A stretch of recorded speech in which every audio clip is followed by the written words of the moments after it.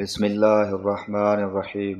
ابو سعید خدری رضی اللہ عنہ نے بیان کیا کہ نبی کریم صلی اللہ علیہ وآلہ وسلم نے فرمایا، قیامت کے دن سب لوگ بے ہوش ہو جائیں گے، پھر سب سے پہلے میں ہوش میں آؤں گا اور دیکھوں گا کہ موسیٰ علیہ السلام عرش کے پائیوں میں سے ایک پایا تھامے ہوئے ہیں۔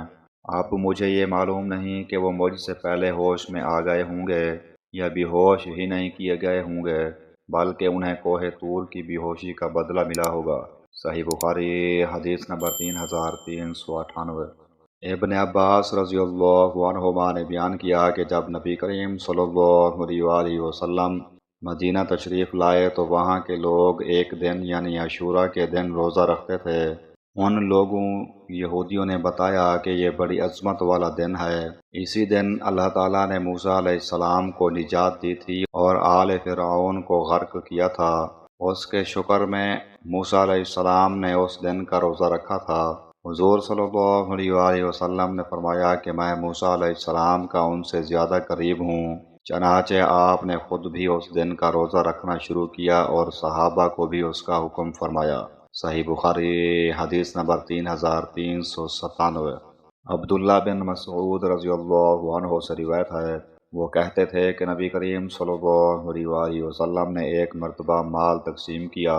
ایک شخص نے کہا کہ یہ ایک ایسی تقسیم ہے جس میں اللہ کی رضا جوئی کا کوئی لحاظ نہیں کیا گیا۔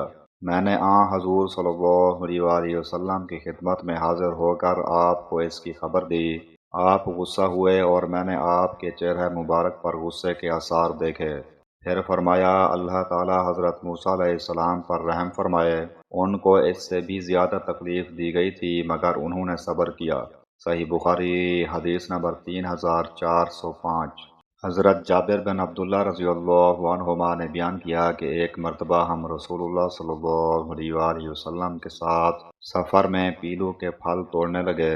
آپ نے فرمایا کہ جو سیاہ ہوں انہیں توڑو کیونکہ وہ زیادہ لذیذ ہوتا ہے۔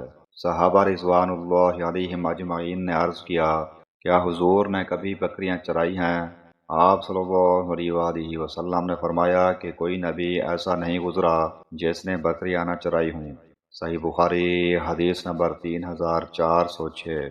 ابو ہریرہ رضی اللہ عنہ نے بیان کیا کہ نبی کریم صلی اللہ علیہ وآلہ وسلم نے فرمایا، اگر بنی اسرائیل نہ ہوتے، سلوہ کا گوشت جمع کر کے نہ رکھتے تو گوشت کبھی نہ سڑتا، اور اگر حوا نہ ہوتی یعنی حضرت آدم علیہ السلام سے دغا نہ کرتی تو کوئی عورت اپنے شوہر کی خیانت کبھی نہ کرتی۔ صحیح بخاری حدیث نمبر 3399۔